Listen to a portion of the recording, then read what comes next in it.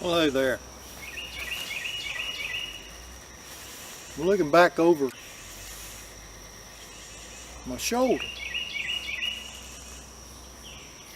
About 100 yards from me, maybe 150, probably closer to 150.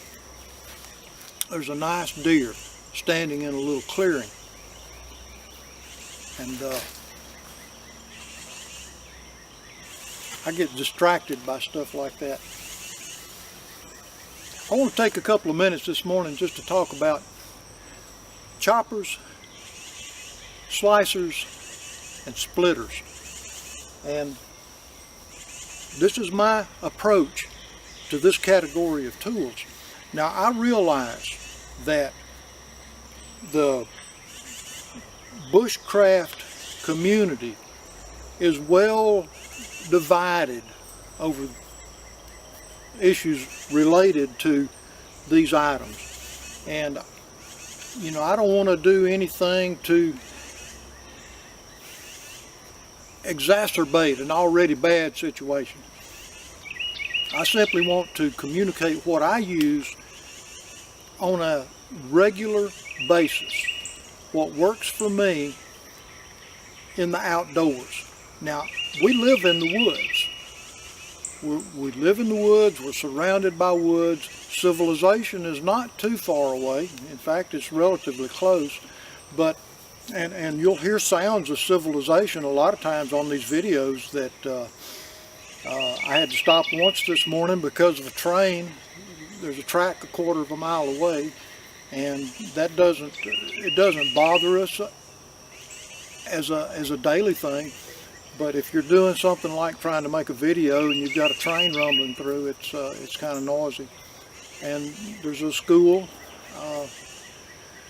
several hundred yards through the woods, and when the kids are out playing in the playground, it's kind of noisy. But, these are tools that I use often.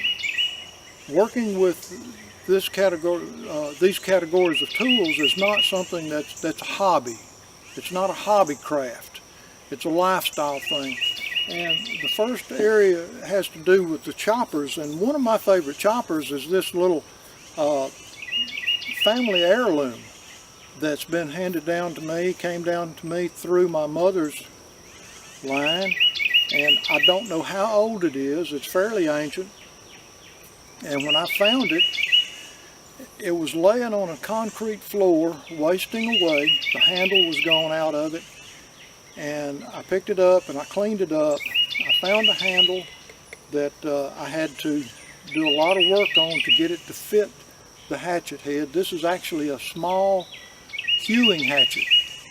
The bevel on one side, the bevel is different. It's made to chop the left side, to hew on the left side or something. And that's a great little tool that I use a lot. You don't have to break the bank on chopping tools. This is just a simple Collins that came from a hardware store, and I've had this thing for a bunch of years. It's served me well. I have added a shock collar to it because I do a lot of splitting with it, and I whipped a grip on it so that it's better in my hand. Here's another Collins. This is a full-grown version of the hatchet. I've had this thing for a good many years. I added a shock collar to it. This thing has chopped a lot of trees. It's felled a lot of trees. It's split a lot of firewood, and it's still going strong. Main thing when you buy an axe from a hardware store is to study the end grain on the handle and make sure that it is as much as possible up and down instead of side to side. A lot of these factory milled handles, the grain is entirely wrong. This one is practically straight up and down. I looked through a lot of axes until I found that one. And this is the original handle that came with the axe I did knock a chip out of it one time, a mislick, but that's still going strong. Another one in my little collection, this is a Council Tool Boys axe. Great little axe. It's bigger than a hatchet, but you can still use it like a hatchet.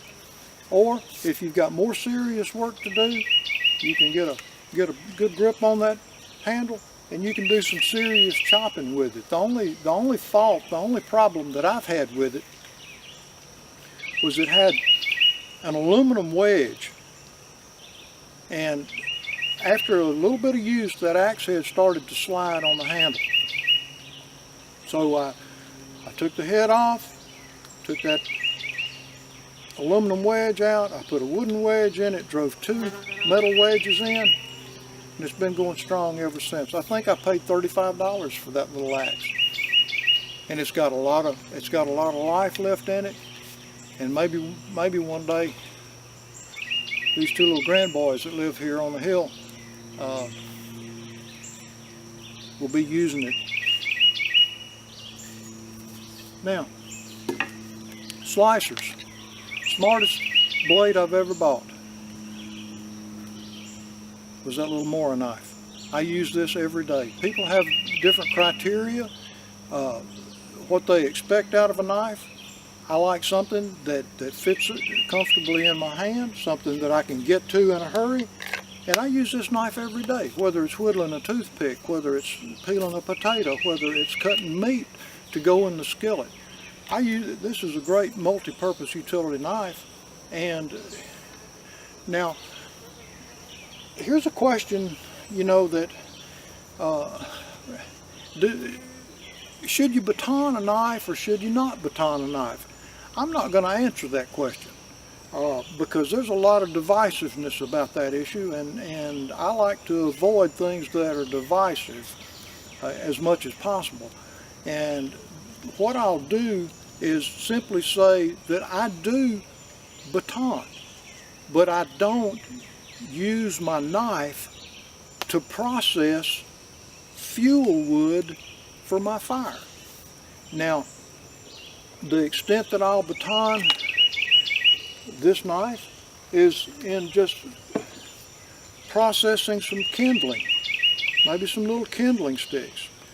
Or, if necessary, I'll use my knife to baton out some softwood that doesn't have any knots in it, a fire kit, a hearth board, and a spindle. That's the extent that I baton.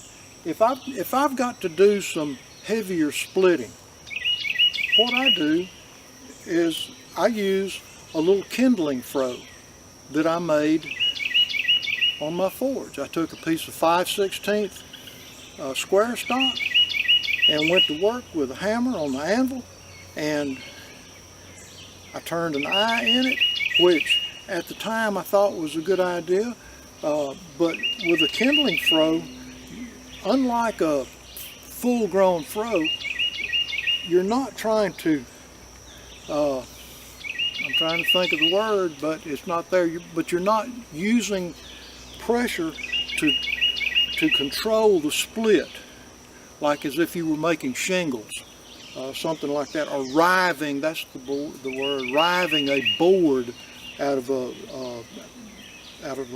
log. So with the kindling froe, I usually use it just holding it in my hand instead of sticking a stick in it. And if I need to put a stick in it, I can whittle one very easily and do that. Now, here's why. This is just an example of why I don't like to baton fuel wood with my knife. This is a piece of red maple. Red maple is a relatively soft wood. It's a great multi-purpose wood in this part of the world. Here in Lower Alabama, it's easy to carve. It's great for making fire kits for friction fire. But when I went to split this piece of wood with my froe, I was working on getting a piece of red maple to turn into a ladle, a stew ladle. And so I went to work on it with my fro, and it was just it was horrendous. It didn't want to split. There's something in here that I didn't see when I started, and as I drove it into the wood, you know, it got to the point it just wouldn't go any further. I says, well, that's not good. And what I did, where's it at? It's here.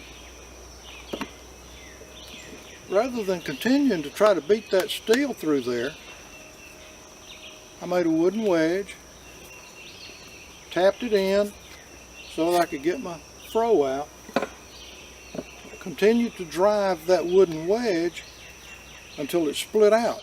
And what happened, what I discovered inside, there was a knot and a limb. And had I been batoning a knife and run into that hard place, who knows what could have happened. And that was very, it was very hard. So that's why I don't like to baton fuel wood with any of my knives. And just a little example there of what you can get into. And if you're comfortable batoning your knife, baton your knife.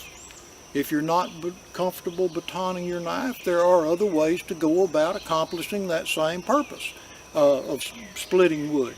So there you have it, folks. My take on this little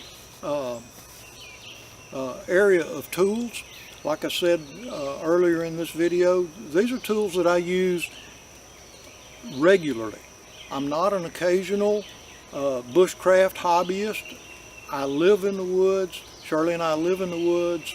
We're in the woods every day, and I'm doing, quote, bushcraft stuff every day as part of our woodland lifestyle.